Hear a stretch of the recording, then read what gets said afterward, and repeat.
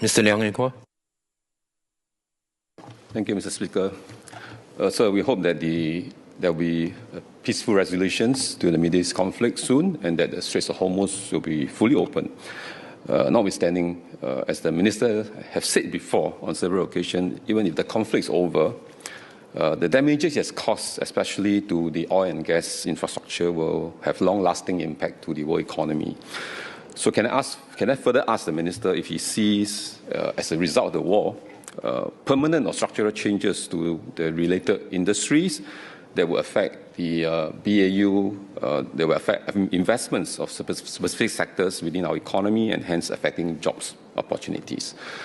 Also, on the reserves, whether the crisis, although it poses risks and challenges to us, whether the Minister also sees new opportunities created as a result of the crisis and worthy of us investing into it or doubling down, for example, in our oil refinery capacity, our position as a oil trading hub, or even in the energy transition. Thank you. Minister Lee.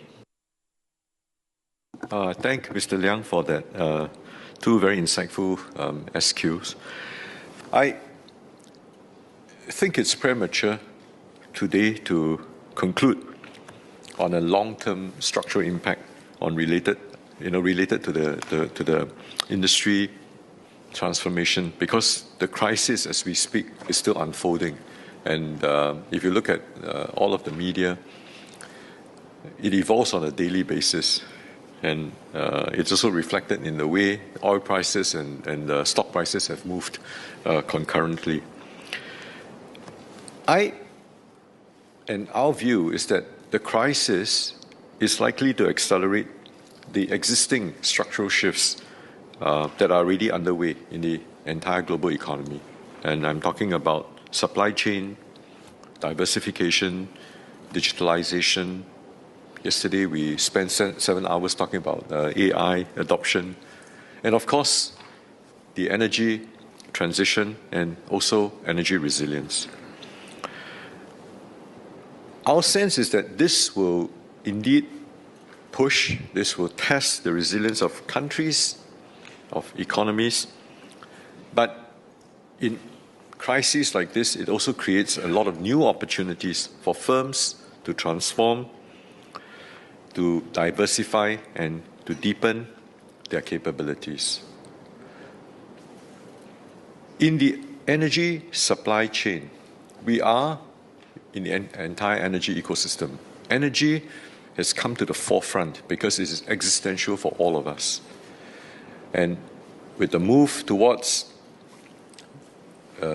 pervasive adoption of artificial intelligence, there will be a need for even more energy to drive the data centers and the high type of AI compute type of data centers required.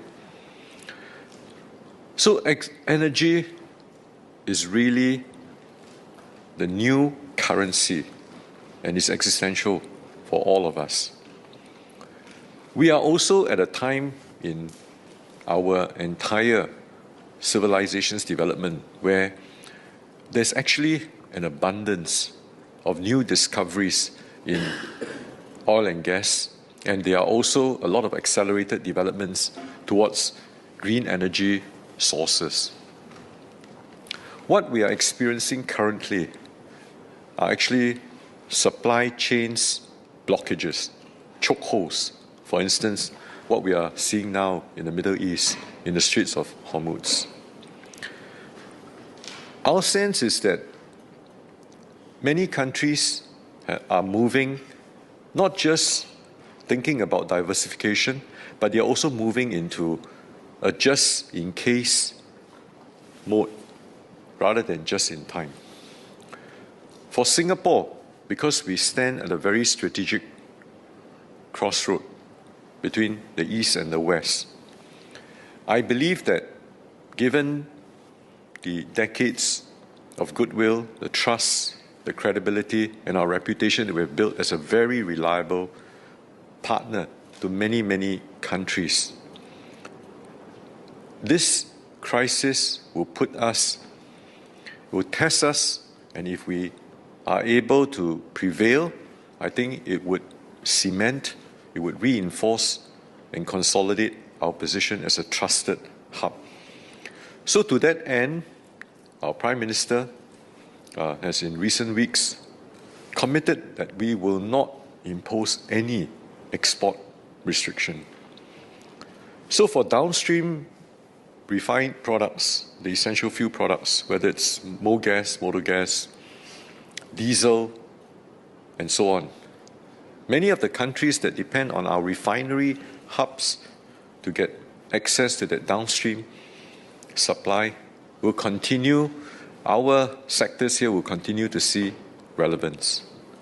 And of course, we are equally committed to our decarbonization targets that we have set for ourselves.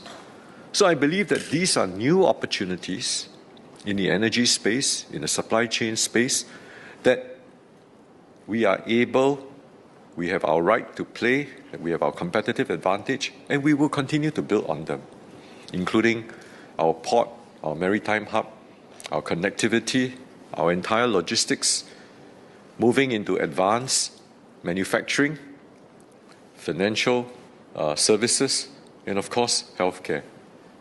So I hope that gives you the overall opportunities that's available, first and foremost to Singaporeans, and of course to complementary talent who will come here to help us reinforce our position and help us to continue to grow.